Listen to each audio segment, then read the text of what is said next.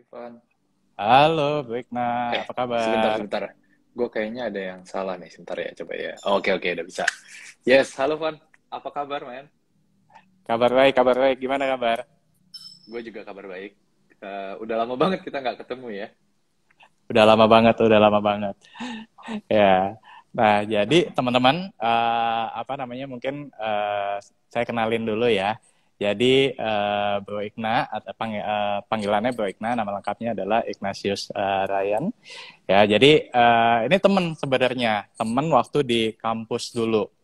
Bener. Nah, waktu kita berdua kuliah di Fakultas Ekonomi Universitas Indonesia, cuman beda angkatan gitu. Kalau kalau saya angkatan 2005, Baiknya 2007 ya kalau nggak salah. 2008 gue, Van. 2008 ya, berarti 2008. Berarti kita beda tiga tiga tahun ya? Tiga beda tahun ya? 3 tahun, betul betul. Nah, apa namanya?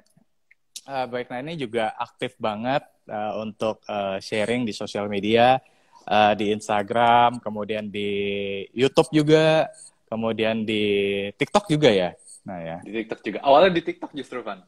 Oh, Seru malah, juga tuh. malah awalnya di TikTok ya. Awalnya di TikTok, iya bener. Oke, nah Mbak Ikna nih ya, sering kasih tips-tips seputar Excel ya. Nggak, tapi nggak cuma Excel. Mbak Ikna juga banyak ngomongin tentang keuangan juga gitu. Nah, eh, hari ini sengaja ya saya undang nih ya Mbak Ikna untuk sharing karena Mbak Ikna ini sosok yang kalau menurut saya ini tepat ya, tepat untuk apa namanya? Tepat untuk memberikan sharing ke teman-teman semua ya mengenai yang namanya adalah side hustle ya, Hmm. tips-tips praktisnya seperti apa, karena Baikna ini bukan cuma apa namanya, bukan cuma ya di atas kertas, tapi Baikna juga benar-benar ngelakuin gitu. Nah, jadi kita hari ini mungkin akan tanya-tanya juga ke Baikna ya tentang side hustle seperti itu ya. Nanti Ya, ya. Anyway, kalau soal Goto ya, ini hari ini soalnya lagi ini topiknya tentang Goto. Nah, benar-benar. ya Lagi kan? seru banget ya. Ya, Semuanya lagi ngebahas Goto ya. lagi seru banget, semuanya lagi bahas Goto. Ya tenang aja teman-teman, nanti pembahasan tentang Goto, pembahasan tentang Goto kita bahas terpisah. Ya, jadi apa, bukan di IG Live ini tapi di kesempatan terpisah. Nah, hari ini justru teman-teman bisa manfaatin buat itu ya, side hustle. Kalau misalkan mau beli saham Goto ya bisa gitu ya. Oke, nah langsung to the point aja sebenarnya. Boleh nggak di-share ke teman-teman semua di sini apa yang Bu Ekna lakukan ya, selain tadi kan saat ini juga bekerja di Google ya, betul ya. Mm-mm, Nah, mm-mm, bener. selain bekerja di Google, apa aja sih apa namanya untuk menambah side hustle ini, Bu Ekna? Oke, thank you. Van, pertama-tama thank you banget nih kesempatannya buat kita bisa bisa Instagram live bareng ya. Seru banget ketemu lagi ternyata di sosmed dan kita jadi bisa bisa kolaborasi kayak gini. Mungkin untuk teman-teman yang follow Bro Rifan, kenalan dulu. So aku Ikna. Tadi Rifan juga udah sempet share, kebanyakan mungkin sharing tentang Excel, kadang-kadang ngebahas karir, kadang-kadang juga ngebahas finance gitu ya. Happy banget buat buat bisa live bareng sama Rifan yang memang udah jadi inilah apa namanya guru kita lah kalau misalkan hubungannya dengan investasi dengan saham gitu ya. Mungkin sedikit perkenalan, so iya, aku profesional gitu ya, 10 tahun kurang lebih pengalaman kerja sebagai profesional, kemudian sempat S2 juga, baru balik lagi ke Indonesia waktu itu, kemudian sekarang kebetulan bekerja di perusahaan teknologi di Google, handle market untuk Indonesia, Bangladesh, dan juga Nigeria. Jadi ada beberapa market lah gitu, Hmm, di Southeast Asia dan juga di Afrika. Uh, Sejak tahun lalu, ya hidup memang random ya. Apa life is like a box of chocolate ya. Tiba-tiba kecemplung nih Van. Gue kecemplung di dunia content creation. Sama oke. sekali nggak ada plan gitu, nggak ada plan buat jadi content creator. Sama sekali nggak pernah terlintas gitu. Cuman awal-awal tuh iseng dari nyobain TikTok. Kayak orang kan semua main TikTok gitu ya. Gue juga pengen tahu Yes, di TikTok tuh bisa ngapain. Ya udah gue yes. gue gue pengen create konten. Gue nggak cuma pengen consume kontennya gitu kan. Nah cuman gue Ah, bingung. Gue mau sharing apa ya gitu kan.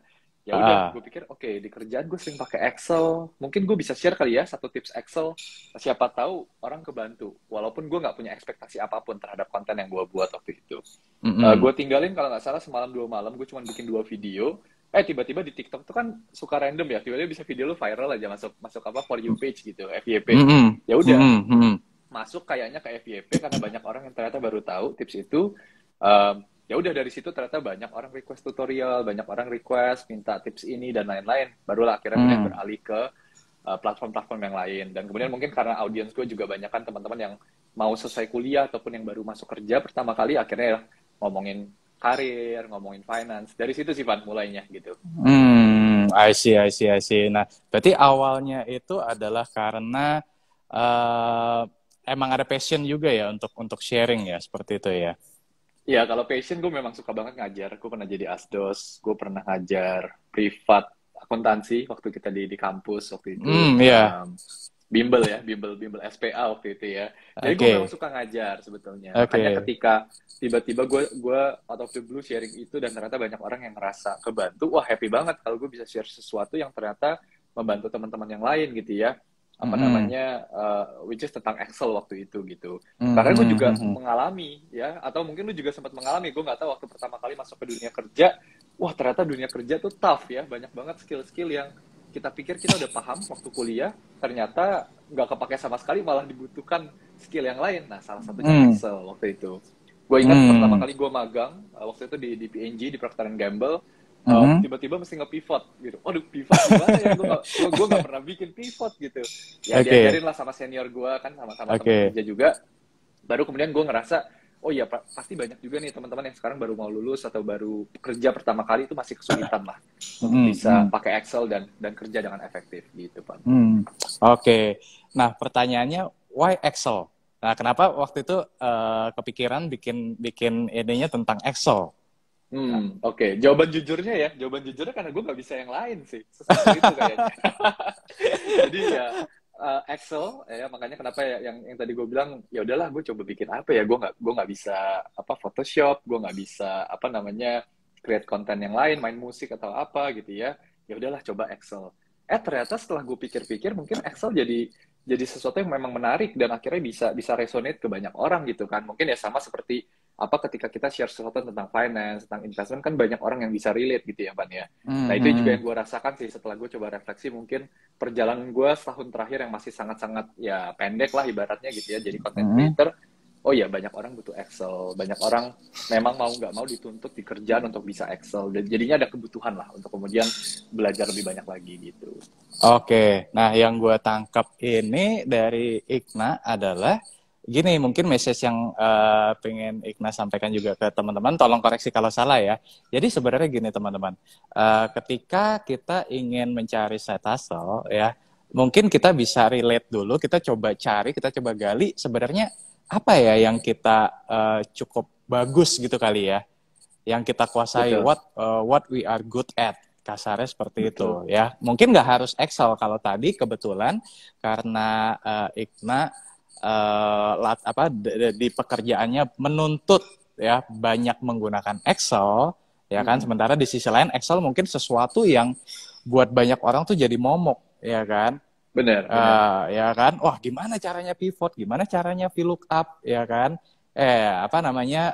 Ikna jadi share tentang tentang Excel seperti itu ya. By the way, buat investor ini juga kepake banget loh Excel itu.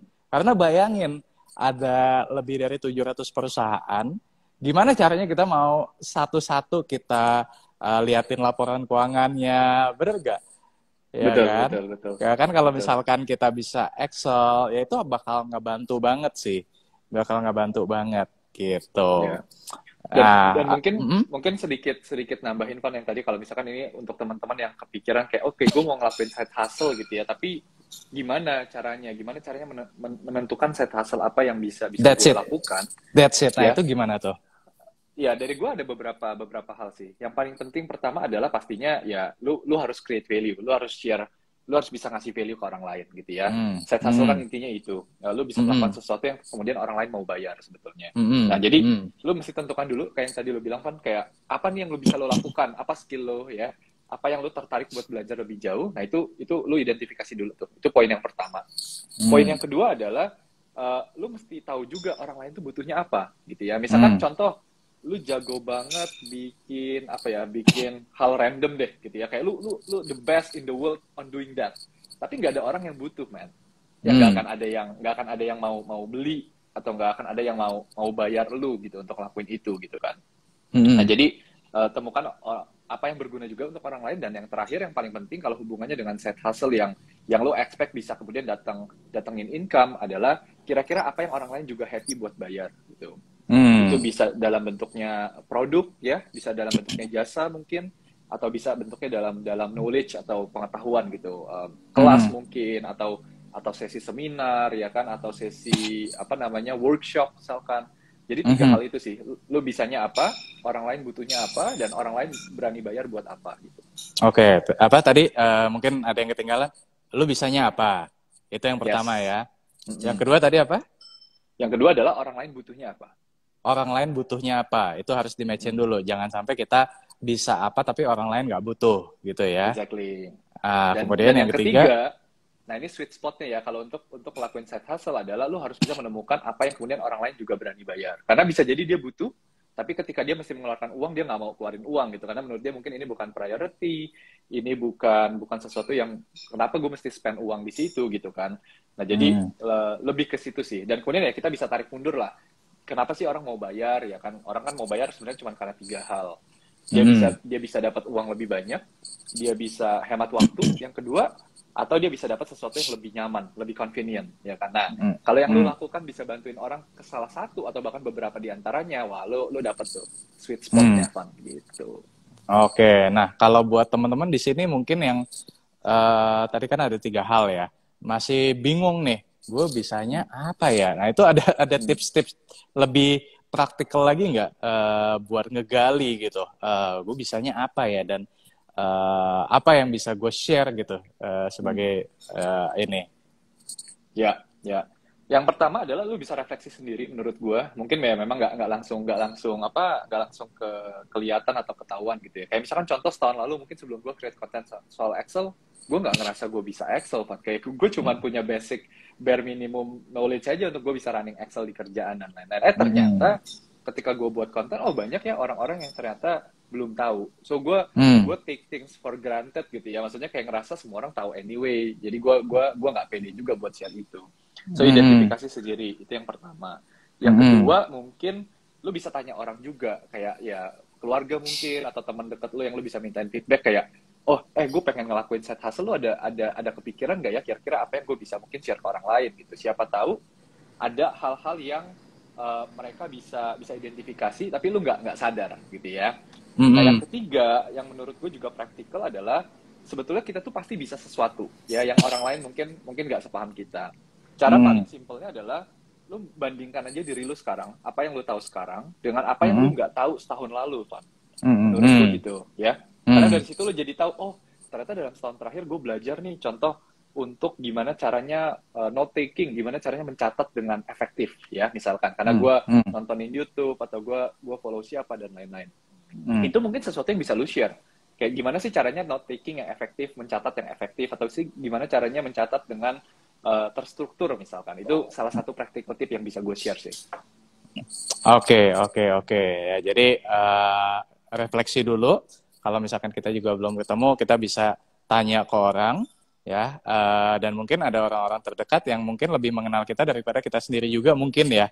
Jadi kayak Exactly, ya. Yeah. minta pendapat juga dari orang, ya, mengenai apa yang kira-kira kita bisa share ya, seperti itu ya, mungkin ya. Betul, Oke, nah betul. ngomong-ngomong kalau soal untuk investasi sendiri, eh, lo ada investasi di mana aja? Nah, Ya saham? pastinya ada beberapa instrumen sih memang ya, selalu lah gue mencoba mengikuti prinsip tradisional kita, don't put all your eggs in one basket. Saya definitely pasar modal, saham, reksadana, kemudian juga ada beberapa yang mungkin sifatnya lebih higher risk gitu ya Van ya, tujuannya ya Mm-mm. bukan supaya tiba-tiba tajir mendadak, tapi lebih ke supaya ya up to date juga dengan perkembangan zaman ya kan, blockchain lah, crypto, NFT dan lain-lain.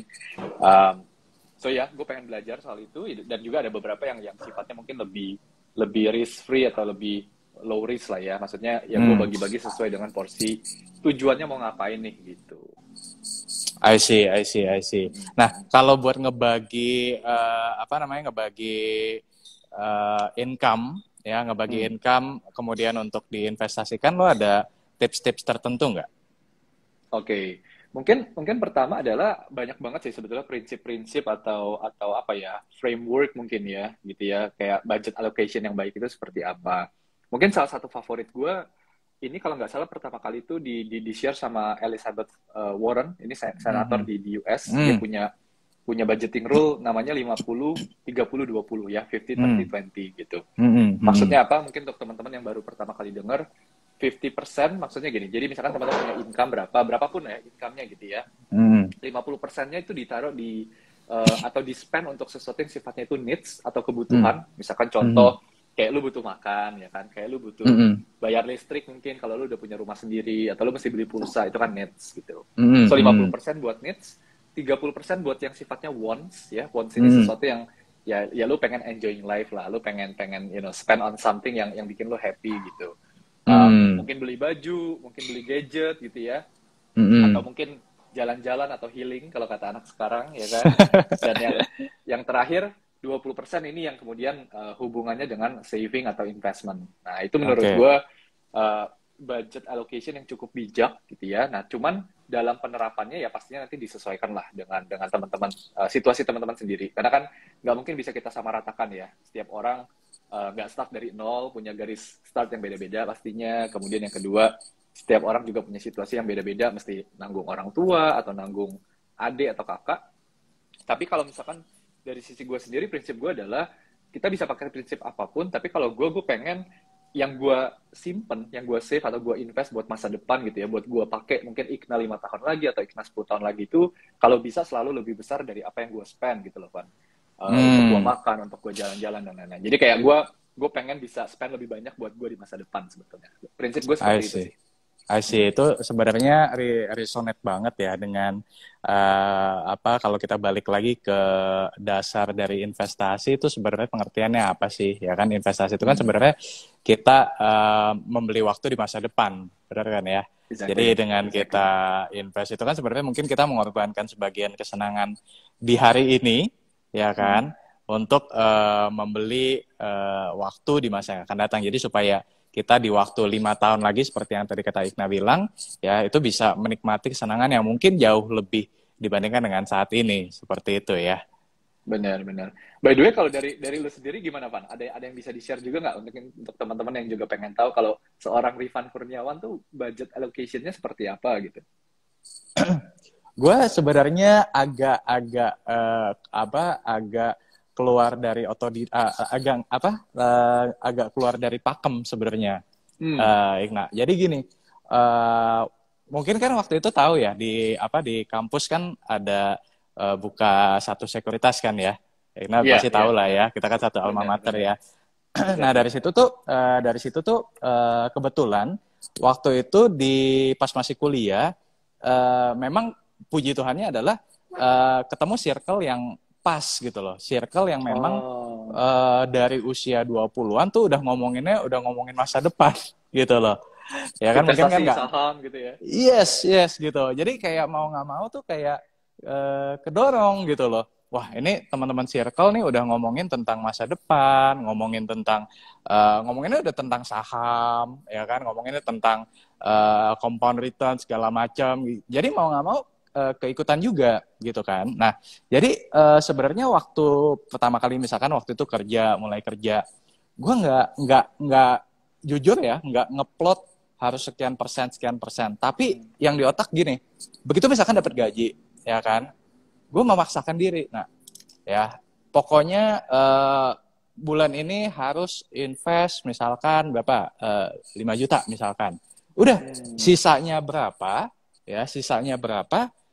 Ya dicukup-cukupin Oke, oke, dicukup-cukupin menarik nih. ya kan, jadi Hmm. kayak apa namanya misalkan ya by any means gitu, kayak misalkan makan ya, ini gue sering cerita juga ke teman-teman kayak kalau misalkan buat makan gitu ya, Hmm. ya udah kalau teman-teman yang lain mungkin makannya di mall ya, kalau gue dulu ini apa namanya bawa bekal dari Oke. rumah ya kan. Nah terus kemudian apa namanya transportation, ya, Hmm. transportation. Ada allowance kan kita biasa kalau di kantoran kan ada allowance kan buat Iya. mobil gitu kan, reimburse Hmm. bensin, apa reimburse parkiran segala macam ya kan. Nah itu gue lebih milih pakai ini angkutan umum gitu. Oh, oke. Karena kebetulan ke apa beruntungnya adalah dari rumah ke apa namanya ke kantor itu gampang aksesnya, Oke. gampang. Jadi kayak apa namanya kayak misalkan waktu itu sempat di apa namanya di Del tuh di apa di Menara Tamrin ya kan, itu Hmm. kan dekat sama Hmm. stasiun Sudirman ya kan. Ya, Nah gue cuman benar. tinggal 5 stasiun doang dari rumah kayak gitu-gitu. Jadi Oke. kayak Lu naik kereta berarti ya? gue naik kereta dari zaman kampus gue juga naik kereta ya kan. Kalau kalau kampus kan apa namanya stasiun UI itu juga cuma lima apa 6 stasiun lah dari rumah kak, nggak jauh gitu. Jadi Oke. kayak intinya mungkin kalau sekarang apa teman-teman sering dengar yang namanya frugal living gitu kan. Hmm. Nah kalau gue Hmm. Hmm. memang dari sedari dulu udah frugal living dari dulu. Sebelum kata frugal living itu apa namanya mengemuka, dari dulu udah frugal living. Tapi dengan Hmm. cara masing-masing gitu ya. Kalau gue waktu itu kebetulan gue lihat, oh ini yang bisa dihemat nih di pos pengeluaran untuk makan ya kan, untuk ngopi-ngopi. Gue tuh masuk yang jarang, termasuk dulu waktu itu apa Oke. ngopi-ngopi gitu. Kemudian transport nih kayaknya gue bisa hemat nih di situ ya kan. Jadi berapapun yang bisa apa masukin buat RDN itu gue masukin gitu. Masalah ntar cukup Oh. nggak cukup sampai gajian berikutnya kumaha ente lah, gimana nanti lah. Oke, jadi lu Gitu lu jadi lu malah ini ya, mindsetnya malah pokoknya gue harus invest dulu sekian, sisanya baru gue hidup lah dengan budget sisanya bener gitu ya, Van ya. Hmm. bener gitu. Jadi Menarik, nggak menarik sih. pernah ngupload kalau tadi kan mungkin Iqbal lebih terstruktur kan 50 30 20 gitu kan. Kalau gua pokoknya invest dulu lah berapa yang bisa di ini ya nantilah gitu. Iya, Gitu iya, sih. iya. Wow. Menarik, menarik. Menarik. Gitu. Thank Oh you ya for teman-teman mau sharingnya, Van. ingetin kalau misalkan nanti ada pertanyaan ya boleh drop di kolom Q&A ya, nanti gue dan Nikna ya bakal jawab pertanyaan teman-teman gitu ya. Ya. Oke. Terus apa namanya? Tapi so far gimana? Nah, apakah tertarik untuk mungkin someday menjadi full time content creator atau gimana? Atau masih enjoy dengan sekarang? Ini Wah, moga-moga gue nggak ada apa gak ada yang yang dari orang kantor kantor nonton gue nih. ya. Wah, godaan mah banyak ya, maksudnya seru gitu ya. Jadi content creator tuh menurut gue, lu belajar banyak hal, lu ketemu orang baru terus setiap hari gitu kan. Dan bener-bener semua orang tuh punya punya ilmu yang beda-beda gitu. Jadi gue suka banget tuh dari sisi itunya tuh, Van. Kayak ketemu orang baru, belajar hal baru. Itu kan yang kadang lu nggak sefluid itu ya kalau di perusahaan ya. Maksudnya Hmm. biasanya kan lu di-assign ke project tertentu, lu 3 bulan, 6 bulan ngerjain project yang sama. Mungkin punya tim yang kurang lebih ya 10 orang, 15 orang yang kurang lebih sama gitu. Tapi sekarang belum lah, mungkin belum lah. Gue masih akan tetap jadi side hustle, jadi part timer content creator gitu. Gue masih masih full time. Enaknya masih work from home, jadi gue nggak spend waktu terlalu banyak buat commuting ya kan. I see. Jadinya bisa bikin konten gitu kan. Waktunya bisa bikin konten instead of gue nyetir atau instead of gue kejebak macet gitu di Dalkot misalkan gitu sih. Oke, oke. Tapi kalau di breakdown nih kita ngomong agak mungkin kalau tapi kalau misalkan terlalu confidential Hmm. let me know ya. Tapi kalau boleh Hmm. di breakdown seorang Ikna nih sekarang apa namanya source of income-nya selain dari full time job tuh apa aja sih? Nah, ini mungkin supaya Hmm. tujuannya adalah supaya teman-teman nih dapat gambaran gitu. Oh, kalau misalkan punya side hustle tuh bisa dapat income tuh dari sini, dari sini, dari sini gitu loh. Ya, ya definitely mungkin gue dalam apa ya, dalam profil gue sebagai content creator, puji Tuhan ya ada juga pemasukan dari situ gitu ya, Pan ya. Maksudnya ini kan sesuatu yang kemudian banyak orang yang kemudian tertarik jadi content creator kan banyak yang kemudian fokusnya cuma di penghasilannya gitu. Mungkin yang bisa gue Hmm. bilang adalah yes, definitely, I think content creator bisa jadi side hustle. Itu yang tadi kita diskusikan di awal gitu ya. Dan kalau dari sisi source of income-nya sebetulnya beda-beda banget. Menurut gue macam-macam banget gitu. Tergantung lo content creator yang seperti apa, kemudian lo mainnya di platform apa, produk apa atau service apa yang lo provide gitu. Beda-beda banget gitu. Even misalkan kita compare kita berdua aja mungkin juga beda ya kan, income stream dari content creation activity kita. Misalkan contoh mungkin supaya teman-teman bisa lebih kebayang gitu ya. Contoh teman-teman mungkin gedenya di YouTube. Di YouTube ya paling mudah untuk dimonetize in a way ketika teman-teman udah melewati threshold tertentu 1.000 subscriber, 4.000 watching hours, bisa langsung dihidupin kan Google AdSense-nya. Nah, itu mulai masuk tuh. Untuk orang yang mungkin nonton iklan atau nggak nge-skip iklannya, teman-teman jadi dapat lah. Walaupun ya mungkin nggak terlalu banyak ketika baru mulai gitu. So itu AdSense misalkan. Kemudian apa lagi? Contoh kalau misalkan dari sisi gue ya for sure gue bisa buka kelas, misalkan kelas Excel, teman-teman happy buat bayar untuk itu, kemudian selalu feedbacknya positif, kayak mereka ngerasa gila gue spend segitu doang bisa dapat ilmu sebanyak ini. Jadi gue punya possibility untuk bikin kelas yang kemudian orang juga happy buat contribute lah untuk bayar, untuk kemudian support gue juga sebagai content creator yang biasanya penghasilannya gue balikin lagi, gue invest lagi ke content creator gue gitu. Toolsnya gue improve, ya kan? Gadget gue improve supaya bisa kontennya lebih berkualitas gitu kan. Gue juga nulis ebook, lagi-lagi tujuannya sharing, tapi kemudian orang bisa bayar terserah mereka gitu ya. Banyak kan yang downloadnya for free and it's okay. Ada juga tapi yang happy buat bayar gitu, 1.000 perak, 5.000 perak, 10.000, dan itu juga jadi pemasukan misalkan untuk gue. Dan kemudian ya banyak banget sih, kayak misalnya contoh brand partnership gitu ya. Ada brand yang kemudian ngerasa, wah ini kita bisa nargetin audiens yang kurang lebih sama, kita pengen dong kolaborasi supaya produk kita bisa diintroduce ya kan, bisa diperkenalkan lah ke audiens yang lebih luas gitu. Itu brand juga happy buat invest di kita, buat kolaborasi itu. Jadi banyak banget sebetulnya, dan gue yakin mungkin lu juga punya income stream yang lain, teman-teman content creator yang niche-nya atau audiensnya juga beda, punya income stream yang lain. Tapi biasanya itu sih YouTube ya kan, brand partnership ya kan, kemudian mungkin ada beberapa juga yang main affiliates, itu udah mulai banyak tuh sekarang ya, penghasilan dari affiliates itu juga sesuatu yang bisa dieksplor sih kalau teman-teman ada yang mau jadi content creator atau jadi apa, ngebangun side hustle gitu. I see. Nah, itu jadi apa namanya, mudah-mudahan ngebuka mata teman-teman semua juga ya, bahwa pandemi itu mengajarkan kita juga bahwa never depend on single income. Ya, jadi ketika kita nggak pernah tahu ya sampai kapan atau sejauh mana kita bisa bergantung pada satu income. Ya, kalau misalkan ternyata ada masalah, ada problem dengan apa namanya pekerjaan kita, ya either misalkan ya kita diberhentikan atau kitanya yang memutuskan untuk resign atau apapun ya, kita jadi apa namanya, jadi karena kita tergantung pada satu income, jadi kita kayak kelabakan, betul ya. Betul. Tapi kalau misalkan kita punya lebih dari satu income, ya itu akan jauh lebih sustain juga buat kita, buat lebih safe ya kan. Nah itu sih teman-teman. Ya. Dan kemudian bisa diinvestasikan ya buat dapat compoundingnya pastinya gitu. Benar.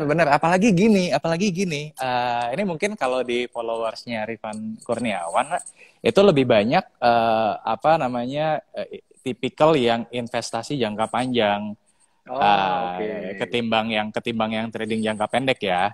Gitu. Nggak tahu teman-teman di sini lebih banyak trader atau investor, mungkin bisa tulis juga di kolom komen. Tapi apa namanya, memang kalau dilihat dari profilnya itu lebih banyak investasi jangka panjang. Nah, enaknya adalah kalau misalkan kita investasi jangka panjang, kita nggak perlu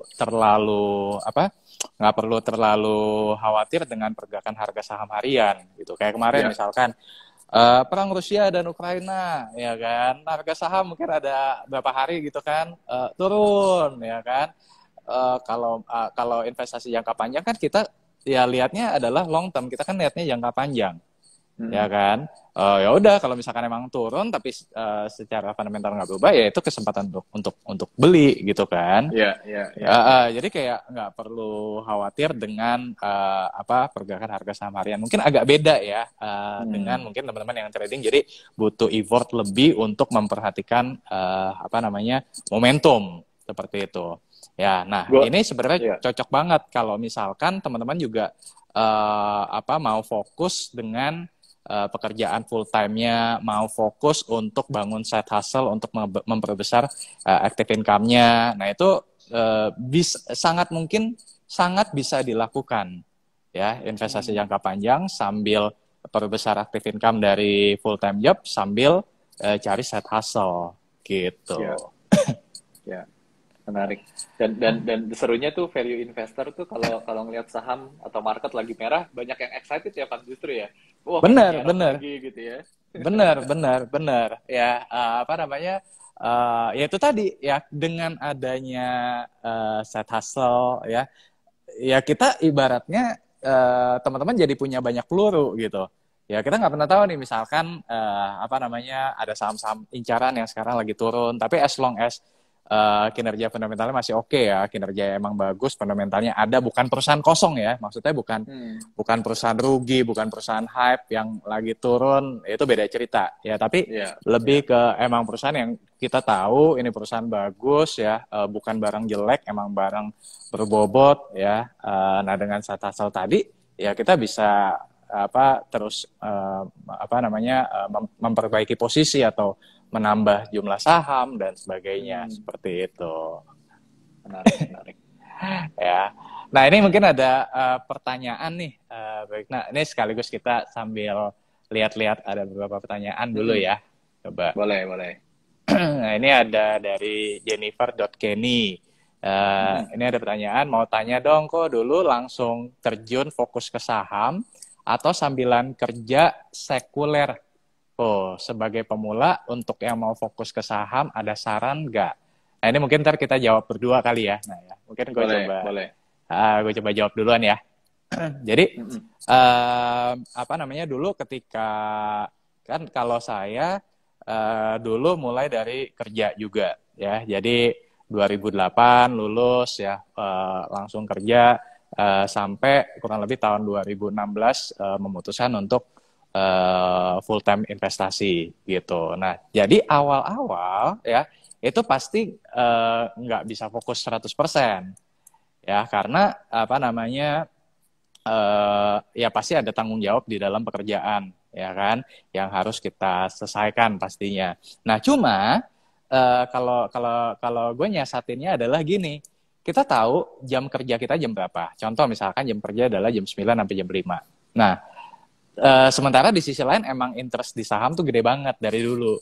Nah jadi yang gue lakukan adalah bangun lebih pagi. Oh, oke. Bangun lebih pagi ya tujuannya apa? Tujuannya adalah untuk setidaknya ya baca berita atau yang ngikutin perkembangan market atau setidaknya untuk baca buku investasi atau setidaknya untuk baca laporan keuangan ya dicicil aja ya. Nah kemudian sepulang kerja kalau misalkan emang masih ada waktu agak dipaksain Hmm, dikit.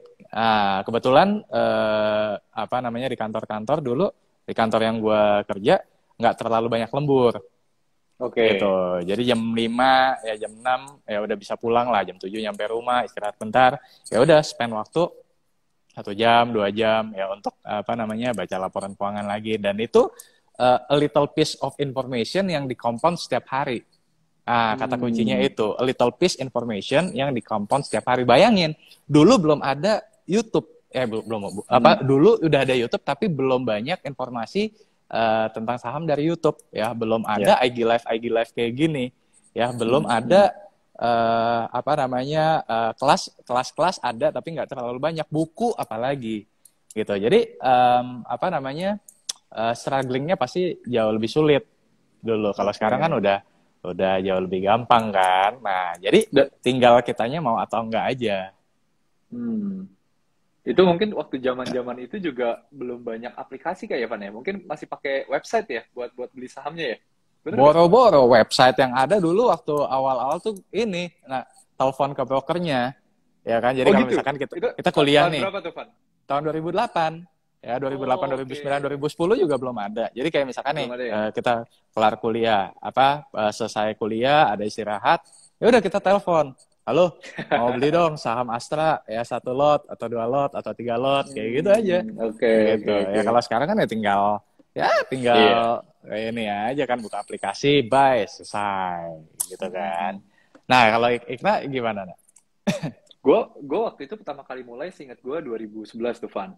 Sama karena waktu itu kita di kampus ya di FEUI. Gue kan masih di kampus 2011. Ada satu sekuritas itu kan yang ada kantor cabangnya di kampus gitu ya. Ya udah, gue ke Mm-mm. situ tuh ya udah buka rekeningnya mesti yang daftar langsung ke kantor, nggak bisa kalau nggak ke kantor ya kan, mesti ngisi formulir kertas beberapa rangkap dulu waktu itu. Nah itu dari situlah gue mulai mulai investasi. Dan mungkin kalau menjawab tadi pertanyaan teman-teman, waktu itu sih mulainya ya mungkin setengah belajar setengah nekat juga kali ya. Ya gue belum tahu banyak juga tentang saham, tapi nggak apa-apa. Gue mau coba komit lah sedikit uang supaya gue jadi makin serius gitu loh belajar ya, karena kan beda ya, lu belajar tapi lu nggak punya kepentingan, lu nggak punya skin in the game, sama lu belajar dan ada duit lu di situ yang bisa naik bisa turun karena tergantung dari seberapa jago lu menyerap ilmu, Hmm. jadi Hmm. beda belajarnya, jadi lebih serius biasanya gitu Hmm. kan. Hmm. Ya udah dari situ sih, dan kemudian kemudian pelan-pelan ya gue juga belajar banyak hal, maksudnya tentang saham, tentang market ya, apalagi baca laporan keuangan. Mungkin kita enaknya karena kita di FEUI jadinya udah diajarin dari bangku kuliah gitu. Tapi kan Hmm. banyak teman-teman yang mungkin juga nggak punya background ekonomi atau nggak punya background akuntansi atau manajemen, memang mesti belajar sendiri kan. Oh, cara download laporan keuangan dari website seperti ini, apa informasi penting yang mesti dibaca misalkan, rasio-rasio apa yang mesti kita lihat misalkan. Nah, itu kan mesti dipelajarin sendiri gitu. Tapi ya mungkin kalau saran dari gue untuk teman-teman yang lagi mempertimbangkan buat mulai investasi pertama kali ya, I think ini minjem minjem slogannya Gojek sama Tokped ya, kan lagi banyak yang nanya tuh gue tuh Hmm. mulai aja dulu pasti ada jalan katanya gitu. Ya. Oke. Nah, ini dari tadi nih masih banyak aja yang nanyain gue tuh. Udah bilang nanti kita bahas ya. Nanti. Hari ini kita bahas cara dapet duitnya dulu. Kalau misalkan Nah, nggak ada duitnya mau beli GoTo ya gimana gitu kan. Nah, ini kita bahas apa cara dapat duit tambahannya dulu ya supaya kalau misalkan mau beli IPO-nya GoTo ya ya ada duitnya benar. gitu. Nah, ini ada pertanyaan lagi nih. Ini dari Joseph. Ya, Joseph. Kok kita mau tanya cara input atau buat semua portfolio investasi di Excel gimana ya? Nah, ini mungkin pertanyaannya gue modif dikit deh. Kalau lu memonitor portfolio investasi juga pakai Excel kah? Atau ada tips-tips tentang Excel yang bisa lo share tentang apa terkait dengan Excel buat teman-teman di sini? Ya. Oke, boleh banget nih, pertanyaannya keren nih. Kalau misalkan dari sisi gue tracking, gue banyak melakukan tracking soal apapun yang berhubungan dengan finance memang pakai Excel atau Google Spreadsheet, Van, gitu. Jadi ini kan apa spreadsheet base ya, aplikasinya bisa Excel, bisa Google Sheets ataupun ada beberapa yang lain gitu. Nah, gue lakukan itu misalkan untuk budgeting, contoh kayak tiap bulan nih gue mesti spend berapa ya, atau berapa sih batas atas gue misalkan supaya gue nggak kebanyakan misalkan delivery makanan contohnya gitu ya. Jadi gue punya tracking budgeting tiap expense line gue berapa gitu untuk keluarga. Kemudian juga gue tracking spendingnya. Jadi gue punya satu aplikasi yang gue bisa pakai tiap kali gue pesen makanan, ya udah gue input berapa, 50.000, 100.000. Nanti akhir bulan gue recap tuh ke Google Sheets gue. So itu buat budgeting sama buat tracking. Nah sama buat portfolio sama wealth juga gue coba lakukan, gue tracking di Google Sheets gitu. Jadi apa namanya, portfolio gue nih misalkan contoh bulan ini gitu ya, atau mungkin 2 bulan sekali portfolio gue apa aja sih, misalkan ngomongin saham gitu, mungkin yang paling straightforward ya, apa aja. Kemudian yang paling penting yang kadang orang malah nggak tracking tuh wealth kita gitu ya, cuma taunya pas udah mau lapor pajak nih, waktu bulan Maret nih biasanya nih ya kan, udah mulai masuk ke SPT. Tapi kayak 3 bulan sekali atau 6 bulan sekali kita nggak tracking tuh wealth kita, dana darurat kita nambah berapa, cash kita beneran nambah berapa, portfolio saham kita karena market lagi fluktuasi jadinya berapa nih 6 bulan terakhir contohnya. Nah itu juga gue lakukan, Van. Tapi teman-teman juga mesti aware ya. Sekarang kan pasti teman-teman mungkin pakai aplikasi apapun lah aplikasinya ya untuk bisa investasi gitu mungkin ya di saham ataupun reksadana. Itu banyak banget juga yang fitur-fiturnya udah keren-keren lah untuk teman-teman maintain portfolio ataupun mungkin apa namanya, bikin watchlist gitu ya. Pengen ngeliat nih beberapa emiten yang pengen kita liatin pergerakan harganya tapi kita belum beli. Itu kan juga bisa dilakukan di aplikasi itu gitu. Jadi teman-teman bisa pakai Excel atau Google Sheet, tapi juga jangan lupa banyak aplikasi yang udah bisa provide fitur itu. Nah, satu lagi yang pengen gue share, gue pernah bikin tutorialnya nih terkait Google Sheets, karena ini apa namanya, menarik ya, di Excel ada tapi jarang dipakai. Kayak kita tuh bisa konekin data atau file tracking kita di Google Sheets dengan Google Finance Fund. Jadi ada rumusnya di Google Sheets. sama dengan Google Finance. Nanti lu tinggal masukin tuh tickernya apa ya, atau kode Hmm. emitennya apa, kode Hmm. bursanya apa, kemudian lu pengen nampilin data apa, apakah misalkan contoh market cap-nya, atau misalkan harga closing-nya di hari terakhir, atau misalkan beberapa ratio juga ada di situ. Jadi kalau lu mau punya tracking yang setiap hari tanpa perlu lu update manual, dia bisa berubah sendiri, itu bisa pakai Google Sheets dengan di-connectin ke Google Finance sebetulnya gitu. Oke. Nah, tuh ilmu baru lagi tuh teman-teman yang kalau misalkan mau sambil tracking ya, udah dibocorin tadi sama Ikna gitu. Kalau sekarang lagi apa? Lagi ini nggak tertarik saham-saham tertentu nggak? Nah, Ngikutin sih, ini belakangan gue lebih ngikutinnya kayak contoh, misalkan belakangan kan energi gitu ya gue juga nyimak di konten lu Van sebetulnya, kayak oh geopolitiknya gimana, makroekonominya gimana, gue selalu belajar banyak sih, kayak karena kan setiap ada kejadian tuh banyak banget ya faktor-faktor yang beda dari kejadian sebelumnya gitu kan, walaupun mungkin ada kejadian yang mirip-mirip perang di mana, tapi kan implikasinya beda, kayak oh Ukraina ternyata banyak kan eksportirnya gandum misalkan, atau ternyata kita expect ada impact ke energi dan lain-lain gitu. Nah, gue belajar dari situ. Jadi lebih ke ngikutin lah beberapa apa emiten pastinya ya. Gue nggak usah share namanya apa supaya iya. nggak kesannya kayak kita ngasih ajakan membeli atau apa gitu ya. Tapi Heeh. ya dan itu gue juga pengen encourage teman-teman di sini juga untuk lakukan. Walaupun kita belum belum make a decision untuk beli atau jual, selalu ngikutin pergerakan beberapa emiten mungkin atau pergerakan beberapa sektor itu seperti apa sih gitu. Oke, menarik. Oke, nah ini kita coba eh, kita coba lihat ya, apakah ada pertanyaan lanjut. Adakah pertanyaan yang belum ini? Nih, ada yang bilang apa konten-konten dari Boykna sangat bermanfaat nih. Wah, Ya, thank you. ya, Kak Igna, makasih ilmu Excel ya, kepake banget di kantor. Ya, teman-teman kalau mau belajar tentang Excel ya bisa follow Bu Igna di ignatius.ryan ya, RYAN ya, Ignatius teman-teman. Rian, nggak pakai dot, Van. Oh, Ignatius nggak pakai Rian. dot ya, langsung aja Nggak ya. pakai dot. Langsung aja. Oke, oke. Terus coba kita lihat lagi. Oke, ini mungkin apa namanya?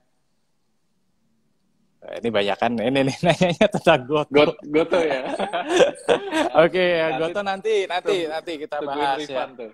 Iya, Oke. baru juga tadi baru juga tadi Iya, siang public benar. expose ya kan, waktu buat ini juga masih panjang kok ya kan. Udah nikmatin dulu aja ya kan, Sampai liatin. akhir bulan ya, Pak ya? 31 Maret ya katanya ya? Kalau untuk book buildingnya kan seminggu ya kan, tapi kalau Hmm. biasa kan setelah book building nanti ada namanya kan periode penawaran umum ya kan. Nah dari periode penawaran umum ini nanti ada lagi waktunya gitu. Jadi apa namanya ya nggak usah keburu-buru gitu. Jadi gue pun sampai dengan saat ini belum memutuskan jujur, kalau misalkan teman-teman nanya ya. Di email juga banyak banget yang nanya, di DM juga banyak banget yang nanya. Ya, gimana baru tadi siang ya kan dapat dapat datanya kan pasti butuh waktu. Ya kan, jadi kita nggak bisa bilang beli atau nggak beli ya kan, karena gini Igna, sama ini buat teman-teman juga, kalau gue pribadi ya, untuk bisa memutuskan beli atau nggak beli itu pasti pertimbangannya banyak. Beli karena apa, nggak beli karena apa, gitu. Jadi kayak kalaupun misalkan akhirnya memutuskan tidak beli, terus kemudian harga sahamnya naik, kita nggak FOMO, ya kan? Meskipun ternyata misalkan harga sahamnya naik, ya kan? Tapi kita memang kita berpendapat, oh kayaknya nggak sesuai dengan confidence kita, ya kan? Ya nggak harus diiniin gitu loh. Sebaliknya, ya. Kalau kita memutuskan untuk beli, harga sahamnya turun pun kita juga nggak panik. Betul. Ya kan, kalau misalkan yang paling ini adalah kalau kita nggak kalau kita nggak lakuin riset dulu, gitu. Kalau kita nggak ngelakuin riset, begitu kita memutuskan nggak beli, harga sahamnya naik, FOMO akhirnya beli cuma karena ikut-ikutan. Ya kan, demikian pula kalau misalkan kita tidak melakukan riset, ya kemudian kita beli harga saham turun, kita panik. gitu. Jadi Mm-mm. sampai saat ini belum memutuskan, kayak ya just lihat-lihat aja apa namanya, oh seperti ini, oh ya rugi, oh Hmm. tapi GMV-nya naik, oh apa namanya, transaction-nya sampai 400 triliun ya. Jadi kayak ya baru sekedar baca-baca dulu ya. Besok lah mungkin rencananya baru mulai analisa lebih dalam lagi gitu. Nah, teman-teman juga berarti mesti mesti baca-baca juga ya, Van. Jangan cuma nungguin konten orang ya kan, nungguin yang udah di recap, tapi understand juga detailnya seperti apa gitu ya.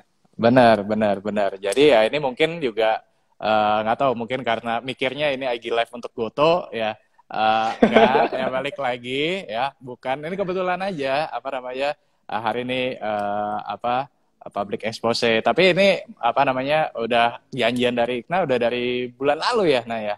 Mm-mm, Soalnya mm-mm, bener. soalnya Bulan susah lalu kayaknya sih. soalnya susah untuk nyocokin jadwal gitu ya. Jadi nanti Mm-mm. kalau misalkan ada insight nanti di share gitu ya, Iya, gitu.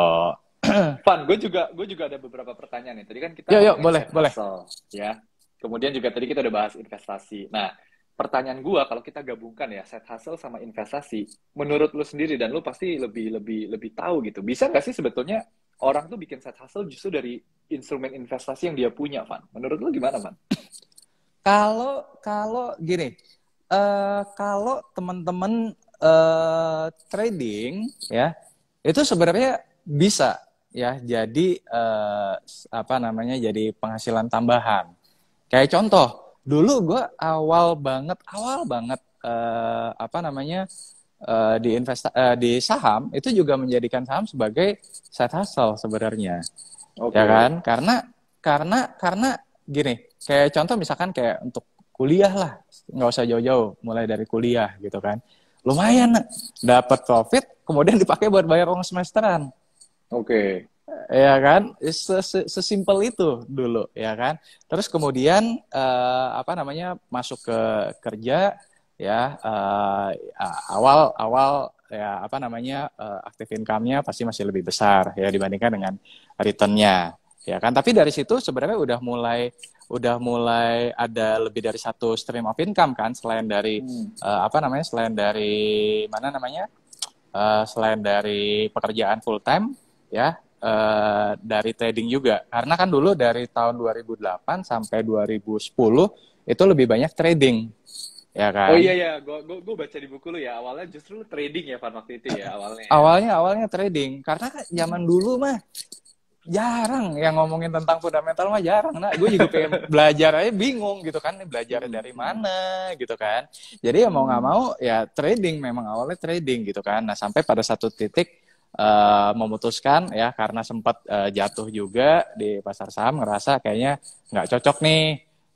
Ya udah akhirnya banting setir ya, dari situ belajar otodidak ya tentang investasi gitu. Jadi jawabannya Oke. adalah, tapi nggak berarti trading itu jelek ya, nggak, sama sekali nggak ya. Kalau misalkan teman-teman emang ngerasa lebih cocok trading, go ahead, silahkan gitu. Hmm. Jadi balik lagi ke pertanyaannya Ikna, apakah bisa dijadikan sebagai side hustle? Jawabannya jelas sangat bisa. Cuma yang salah kaprahnya adalah banyak yang kemudian jadi menggantungkan harapannya hanya ke tradingnya saja ya, Oh, dan tanpa perhitungan yang matang memutuskan untuk meninggalkan pekerjaan utamanya. Nah, itu yang mungkin bisa dikatakan kurang bijak gitu. Ya, hmm. untuk menjadi seorang full time trader atau menjadi seorang full time investor itu pertimbangannya tuh banyak banget loh, teman-teman. Ya, contoh sederhana aja. Gini, tanyakan ke diri sendiri. Kalau dalam waktu 1 tahun ke depan kita sama sekali nggak dapat profit ya dari pasar saham, siap nggak? Iya Siap nggak? benar. Ya kan, karena kan market nggak selalu hijau. Sekarang sih mungkin lagi ini ya, ISG lagi 6.900 ya kan. Tapi ya kalau misalkan ya kita nggak berdoa yang jelek, tapi ya kita kan harus selalu mempersiapkan yang buruk kan. Kalau misalkan Hmm. nanti ada koreksi, ya The Fed bakal naikin suku bunga, ya ternyata market bereaksi negatif, atau ternyata perang Rusia Ukraina makin memanas segala macam apapun lah, atau misalkan ada varian yang varian yang baru lagi, kemudian market jadi ini lagi, itu akan selalu ada. Ntar ada apa lagi Iya, lah, ya kan? Kita siap nggak ya untuk nggak dapat benar. profit, ya kan? Nah, jadi jangan semudah itu juga gitu. Pertimbangan untuk jadi full time investor, full time trader itu banyak banget. Gue aja butuh waktu berarti berapa tuh? 8 sampai 10 tahun gitu untuk benar-benar ngeyakinin Wow. diri sendiri gitu kan. Hmm, Oke, hmm. kayaknya mantep lah bisa full time investor seperti itu. Ya, ya balik lagi jumlah dananya juga menentukan juga. Ya Benar, kan benar, kalau benar. misalkan kita belum achieve dana yang menurut kita aman, ya lebih baik ya tadi kita eh, nggak usah terburu-buru jadi full time investor atau full time trader. Bahkan sebenarnya lebih enak kan kalau kita punya lebih dari satu income kan, dari pekerjaan Setuju. aktif iya, dari pekerjaan dari investasi iya dan lain Hmm, sebagainya. hmm. Gitu. Kan tadi lu juga bilang ya, Pak, maksudnya kan terutama mungkin untuk trading itu kan kayak ya lu mesti punya modal yang cukup juga gitu ya. Ada ininya nggak sih? Ada kayak seperti rule of thumb-nya atau rasionya nggak sih? Kayak misalkan lu mau dapat untung dari trading tuh per bulan cuma bisa berapa persen lo dari modal yang lu pakai buat trading itu sendiri. Ada hitung-hitungan kasar kayak gitu nggak ya, Pak? Oke, kalau gue mungkin akan jawab dari segi yang lebih konservatif ya. Nah ya, Hmm, jadi hmm, gini, kalau misalkan yang trading, mungkin gue nggak terlalu capable untuk jawab yang trading. Tapi based on ngobrol dengan beberapa teman-teman yang ini ya, ya dia bilang ya expect misalkan 2% per bulan. dua Expect persen dua per bulan persen dari per modal bulan. kita ya. Yes, dari modal kita gitu kan. Jadi contoh misalkan modal 100 juta ya, dua Hmm. persen dari 100 juta dapat untung 2 juta. Nah, pertanyaannya cukup nggak biaya Hmm. bulanan 2 juta gitu kan? Kalau jawabannya udah cukup ya silahkan. Tapi kalau Hmm. misalkan jawabannya mana dapat kok 2 juta ya kan, misalkan di Jakarta atau di kota-kota besar gitu kan, ya berarti Hmm. jangan dulu gitu kan. Nah, itu tapi kalau gue lebih suka pakai yang ini, pakai asumsi yang jauh lebih konservatif lagi ya. Paling sederhana kita bisa pakai yaitu 4% rules ya kan. Nah, Hmm. ngitungnya bukan bulanan tapi ngitungnya tahunan ya kan. Oke. Jadi contoh misalkan nih, saya pengeluaran rumah tangga berapa, 10 juta deh misalkan ya. 10 juta kali 12 berapa, 120 juta setahun ya kan. Hmm. Nah, Hmm. seratus Hmm. dua puluh juta ini berapa ya kira-kira yang kita bisa pakai atau yang kita dana investasinya ya, supaya kita bisa dapat 10 juta per bulan atau 120 juta per tahun ya. Hmm. Gampangnya adalah pengeluaran bulanan dikali 300. Kalau gue pakai seperti itu misalkan. Oke. Berarti kalau 10 juta per bulan kali 300 ya berarti kurang lebih 3M. Ya kan? 3M Hmm. ini 3M ini berarti dengan asumsi konservatif kita dapat 4%, ya berarti kan sama dengan 120 juta per tahun. Berarti itu kan equals dengan 10 juta per Per bulan bulan. gitu. Benar. Cuman itu balik lagi itu belum memperhitungkan inflasi loh. Jadi itu kayak Iya. safe zone yang pertama gitu. Jujur Benar. gue sendiri pun gini, nah bukannya apa ya, tapi when I achieve those number, gue pun belum merasa secure sebenarnya nah untuk resign dari full time gitu. Jadi gue pakai Hmm. asumsi yang lebih konservatif lagi sebenarnya nah waktu Oke. itu. Gitu. Jadi kayak jangan buru-buru deh teman-teman Iya. ya. Betul. Betul. Enjoy aja gitu. Ya Plus mungkin biaya kan hidup meningkat meningkat terus juga ya, Van ya. Maksudnya bener lu bener. lu tadinya single, lu nikah, lu punya anak udah beda lagi kan. Ini kita Oh life iya, stage kita gitu. beda banget. Dulu mungkin waktu kita bujangan, ya, waktu kita single, ya kan. Apa, kalau misalkan lagi kepepet duitnya, ya wis lah, makan pop mie, makan indomie juga Wah. jadi, ya kan. Makan nasi ya pakai telur juga udah nikmat, ya kan.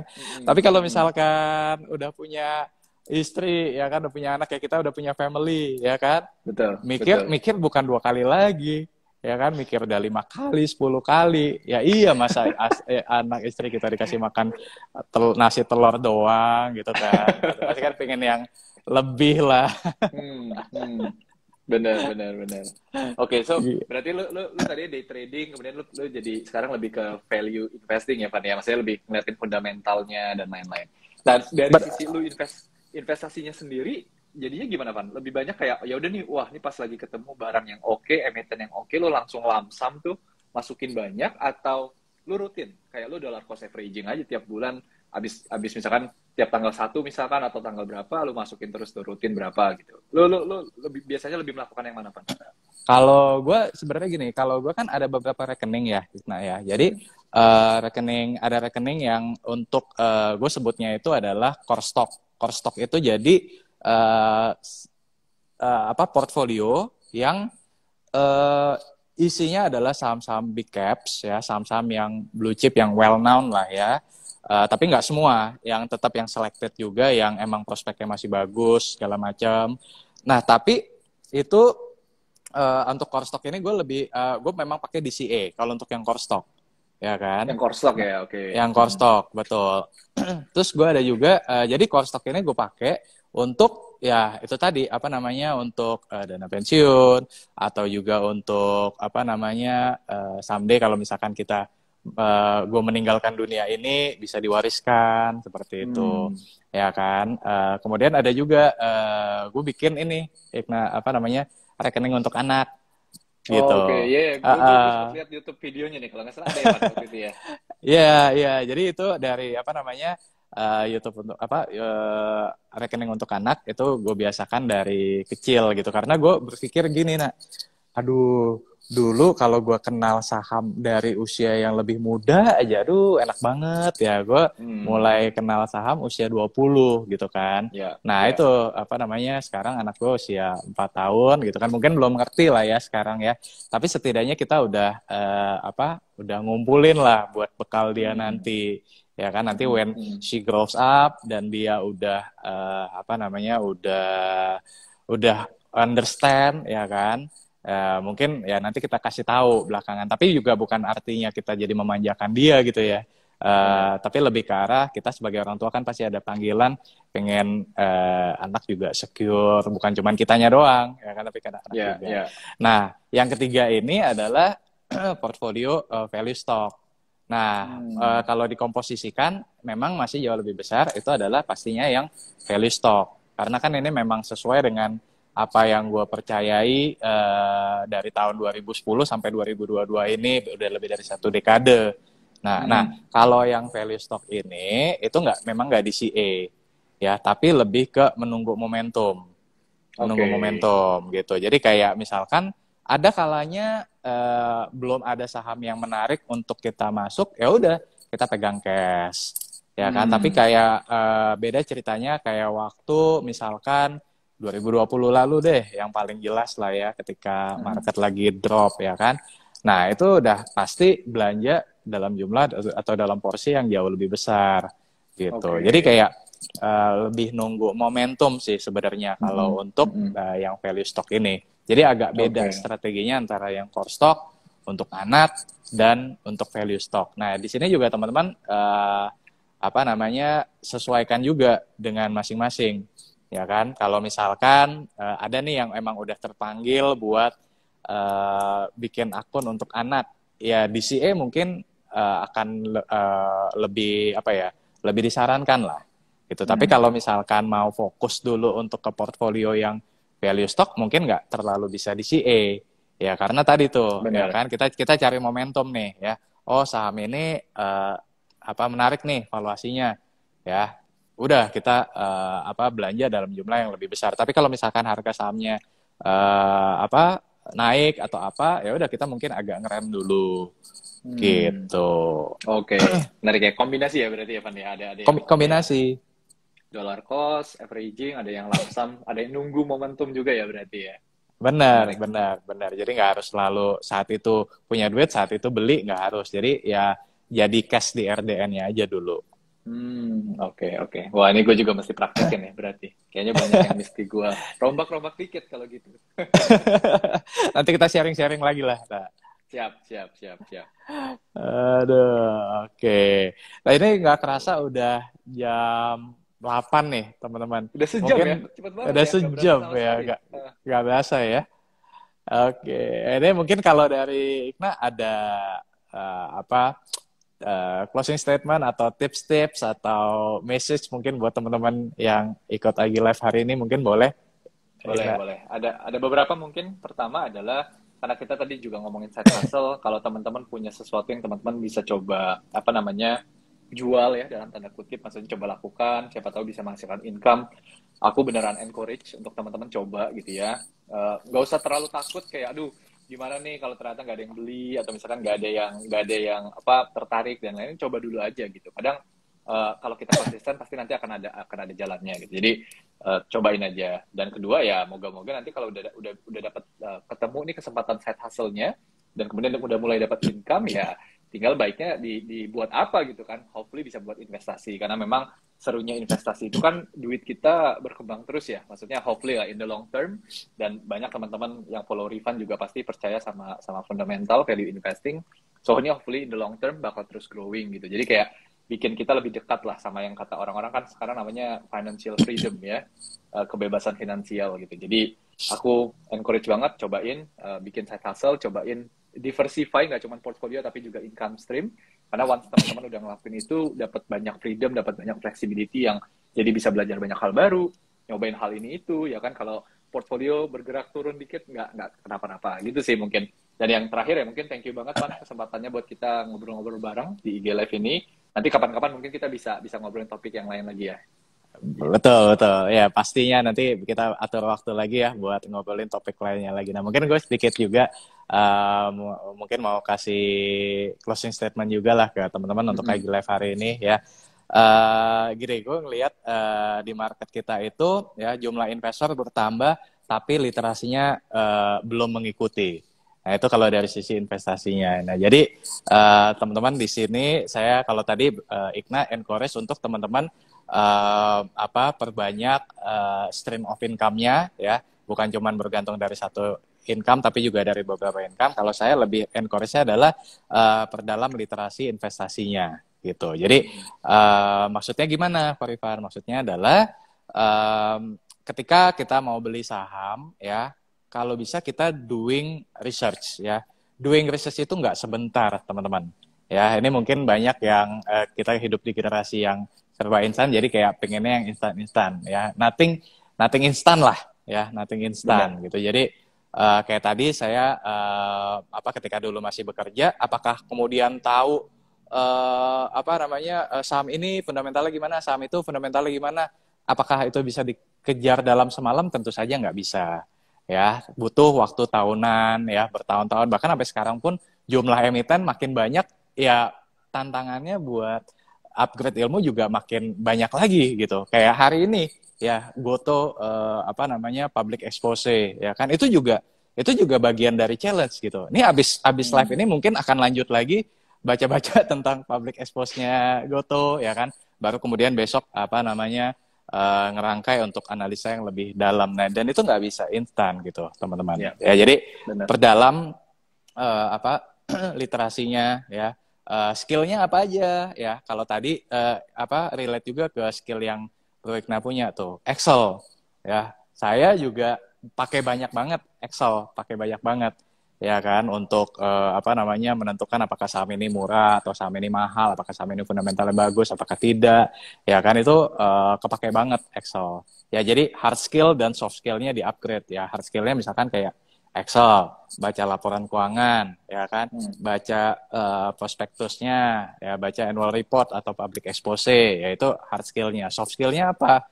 Soft skill-nya adalah mindset, ya kan, jangan tadi Bu Igna bilang invest buat jangka panjang. Nah, itu jadi kayak antara soft skill dan hard skill-nya tuh berimbang. Mudah-mudahan dengan tadi stream of income-nya bertambah, kemudian juga knowledge atau literasi investasinya juga bertambah. Ya, 5 tahun yang akan datang, ya kita sudah jauh lebih baik daripada posisi kita saat ini. Benar ya? Benar. Setuju banget, Pak. Oke. Sip, thank you buat teman-teman yang udah join IG Live hari ini. Semoga bermanfaat ya. Kalau kamu suka ya, silakan bisa follow Instagramnya Rifan.Kurniawan dan Ignatius Rian ya. Untuk kita berdua juga sering sharing-sharing juga gitu. Yeah. Oke, thank you Ignas. Sukses selalu. Stay safe, stay healthy.